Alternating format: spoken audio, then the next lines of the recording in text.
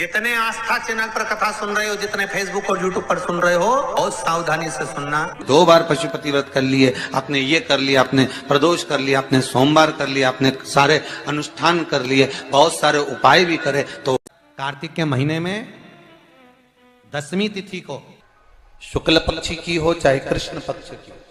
विष्णु पुराण किस किसने सुनी है? हाथ उठा। विष्णु पुराण का 5वां अंश कार्तिक खंड वर्णन करता है। तो कभी जीवन में अगर मौका मिल जाए और अगर तुम्हें कोई कह दे कि तेरी किस्मत में सुख नहीं है, तेरी किस्मत में धक्के खाना लिखा है, तेरी किस्मत में दुख लिखा है, तेरी किस्मत में हमेशा धक्के खाना लिखा है, कोई कह दे तुमको, तो उसकी सुन लेना। और आखिरी में केवल बेलपत्री का ये बीच वाले भाग पर गौ माता, अगर देसी गाय अगर कहीं हो, उसका अगर दूध सुबह का समय का मिल जाए, किस्मत में दुख लिखा है वो तो आएगा, पर दुख में भी सुख की अनुभूति होगी। आएगा दुख, पर दुख भान नहीं होने देगा। बेलपत्री शिव महापुराण की कथा कहती है, बड़े ध्यान से सुनना।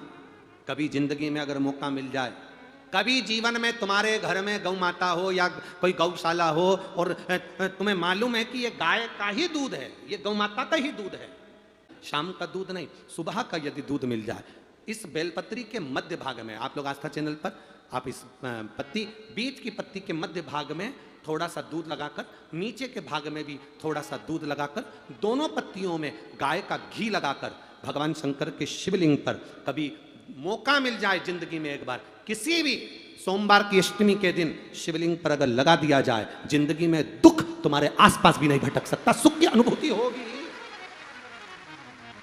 दुख में भी सुख आएगा। बीच वाली पत्ती पर ऊपर जम के बोलो, गाय का दूध, नीचे कितना भी कोई लिख दे, कोई तुम्हारे भाग्य को भी लिख कर दे दे कि तेरी किस्मत में ये दुख लिखा है, आएगा दुख, मना नहीं, पर एक बेलपत्र और गौ माता का दूध जीवन में कितना बड़ा भी दुख आ जाए उसको टाल देता है। इस तो भगवान शंकर को थैली का दूध, पाउडर का दूध, ना जाने कौन कौन सा, पर नहीं, भगवान के साथ में कभी छल नहीं करना। अगर आपके पास में गाय का दूध हो तो शिव जी को चढ़ाओ, गाय का दूध नहीं हो तो कोई नहीं कहेगा तुमसे कि दूध चढ़ाओ, आप तो भगवान शंकर को जल चढ़ा दो। बेलपत्र नहीं हो, शिव जी की उठा के शिव जी को चढ़ा दो। अब वो बेलपत्र भी नहीं हो तो भगवान शंकर के मंदिर में झाड़ू लगा दो, झाड़ू भी नहीं हो तो अपने पास जो कपड़ा उससे भगवान के मंदिर को पोंछ दो, वो भी नहीं हो सके तो मंदिर में शंकर जी के ऊपर जो फूल पत्ती पड़े हैं उसी को उठाकर भगवान शंकर का श्रृंगार कर दो। ये भी नहीं बने तो उनके दरवाजे पर जो दिए लगे पड़े हैं, ठंडे हो गए, बुझ गए, उन दियों को उठा के कोने में ले जाकर रख दो। अगर इतना भी ना बने तो मंदिर में कहीं जाला हो रहा हो, गंदगी हो रही हो तो उसको झाड़ दो। इतना भी ना बने तो मंदिर के बाहर से निकल कर जाओ तो शिखर का दर्शन करते हुए चले जाओ तो जीवन का कल्याण हो जाता है। शिखर दर्शनम सर्व पापनाश। शंकर के पास गए हो तो सुख का अनुभव होगा। यमराज कहते हैं, सुनो अनचिकेता, एक गौ माता की रक्षा करने वाले जीव को यमराज भी हाथ नहीं लगाता, उसकी रक्षा हम स्वयं करते हैं। इसलिए नचिकेता, तुम्हारे प्राणों को हम नहीं हारेंगे, तुम्हारे प्राणों को हम नहीं लेंगे, हम तुम्हें आनंद के साथ में गौ सेवा के भाव से मुक्त करते हैं। या स्कंद पुराण का कार्तिक खंड को उठा लीजिए, वो वर्णन करता है, जो तुलसी की डंडी को घी में भिगोकर अपनी कामना कर कर भगवान के सामने दिए में रखकर जला देता है, दिए की तरह उससे आरती उतार देता है, कहते हैं उसका जन्म दूसरी बार पृथ्वी पर नहीं होता, वो भगवान के गोलोक धाम में जिंदगी भर के लिए विराजमान हो जाता है। 24 तरह के दिए होते हैं। कितने तरह के? 24 तरह के दीप होते हैं। उस दीप में सर्वाधिक श्रेष्ठ दीप होता है तुलसी दल का, तुलसी की डंडी से जो प्रकट किया है। बत्तियों का भी क्रम है, एक लंबी बत्ती होती है, एक गोल बत्ती होती है। होती कि नहीं होती? लंबी और गोल।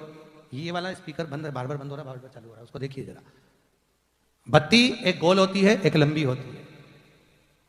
गोल बत्ती और लंबी बत्ती में अंतर होता है, बहुत जमीन आसमान का अंतर है, बहुत ध्यान देना इस कथा पर। गोल बत्ती किस किस देवी देवता पे लगती है और लंबी बत्ती किस किस देवी देवता पे लगती है, तो स्कंद पुराण और विष्णु पुराण दोनों कहती है जो लंबी बत्ती होती है वो पितरों की जगह पर, पूर्वजों की जगह पर, पूर्वजों की जगह पर, बड़ के पेड़ के नीचे, पीपल के पेड़ के नीचे लंबी बत्ती का प्रमाण है। किसी देवी के स्थान पर, जो देवी की पूजन करते हैं, जगदम्बा की पूजन करते हो, पार्वती की करते हो, लक्ष्मी की करते हो, कुल देवी का स्मरण करते हो, लंबी बत्ती का प्रमाण। और जो गोल बत्ती होती है वो गोल बत्ती का प्रमाण किसी हनुमान मंदिर, राम मंदिर, शिव मंदिर, जितने देवताओं के मंदिर हैं वहां पर गोल बत्ती का प्रमाण। लंबी बत्ती देवी के स्थान पर इसलिए जलाई जाती है क्योंकि देवी वंश की और लक्ष्मी की वृद्धि करती है। तो लक्ष्मी और वंश बड़ा होना चाहिए, लंबा होना चाहिए। और देवता के सामने गोल बत्ती इसलिए लगाई जाती है कि हमारा मन, ये चित्त, ये वृत्ति आपके चरणों में टिकी रहे और एक दिन हम भी वैकुंठ का वास करें, इसलिए गोल बत्ती लगाई जाती है। एक सहस्त्र बत्ती होती है, करें दर्शन कभी? यहाँ पे माताएं बैठ बैठ के बनाती रहती है 100 बत्ती, 108 बत्ती, 108 बत्ती बनाकर भगवान के सामने। उसका क्या प्रमाण है? कौन से पुराण में लिखा है कि 108 और सहस्त्रावली बत्ती लगाई जाए? तो स्कंद पुराण में कार्तिक खंड के अंदर स्पष्ट किया गया सहस्त्रावली बत्ती 108 लंबी बत्तियों का जो प्रमाण है वो कहते हैं कि जिस व्यक्ति ने किसी तीर्थ को ना करा हो, पूरे तीर्थ नहीं गए हो, सारे तीर्थों का स्नान नहीं करा हो, किसी तीर्थ में दर्शन करने से वंचित रह गए हो, तो 108 बत्ती की एक बत्ती बनाकर किसी नारायण के मंदिर में, शिव मंदिर में, देवी के मंदिर नहीं, केवल देवता के मंदिर में अगर उसको घी में भिगोकर प्रज्वलित कर दिया जाता है तो सारे तीर्थों के दर्शन का फल उस जीव को प्राप्त हो जाता है। उसको सहस्त्रावली बत्ती, 108 सहस्त्रता। दूल्हा दरवाजे पर जब आता है, मटकी में जो दिया लगाया जाता है, सालीहों लेके खड़ी होती है कन्याओं, वो मटकी में एक बत्ती का दिया लगता है कि 4 बत्ती का लगता है? जम के बोले, 4 बत्ती का लगता है ना? 4 बत्ती का दिया, क्योंकि हमारे यहाँ शुभ कार्य हो रहा है, 4 बत्ती का दीप लगाया। तुम्हारे यहाँ प्रतिदिन घर में आरती करते होगे तो जो घी के डब्बे में भींगी भींगाई बत्ती रखी रहनी, उसको निकाल के धर देते। बोलो सही है गलत है? निकाल के धरी, माचिस से लगाई, तन मन धन सब कुछ तेरा, और आरती कर पुरा के, घंटी बजा के, भोग लगा के, शक्कर रख के, भगवान को प्रणाम करके चली जाते। अब तुम्हारे यहाँ सत्यनारायण भगवान की तुमने कथा करवाई, तो जो घी की बत्ती लगी वो तो लगी, उसके अलावा एक दिए में कपूर अलग से लगाया। मतलब कितनी बाती हो गई? एक घी की हो गई, एक कपूर की आरती हो गई। जजमान लोग यहाँ आरती करते हैं, उसके बाद में कपूर फिर जला देते हैं। उसका कारण क्या? अधिकता में फल प्राप्त करना, अधिकता में फल देना। कभी मौका मिले हृदय से दामोदर मास में, कार्तिक मास में आप भी प्रयास करा करो, पतली पतली बत्ती बनाकर 108 गिनकर घी में जब उसको पूरी बांध लो, घी में भिगो कर रख लो। कोई घर में विशेष कार्य हुआ या कहीं तीर्थ गए, कहीं गंगा जी के घाट पर गए, सरयू, मंदाकिनी, नर्मदा, गोदावरी, छिपरा आदि के घाट पर गए, तो उस बत्ती को प्रकट कर कर जलाकर रख दिया। क्या होता है उससे?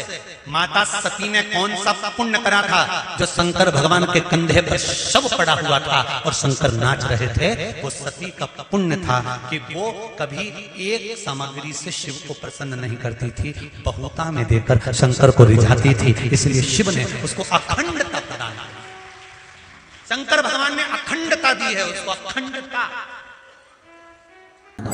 श्री शिवाय नमस्तुभ्यम। सब बोलिए एक बार जमकर, श्री शिवाय नमस्तुभ्यम।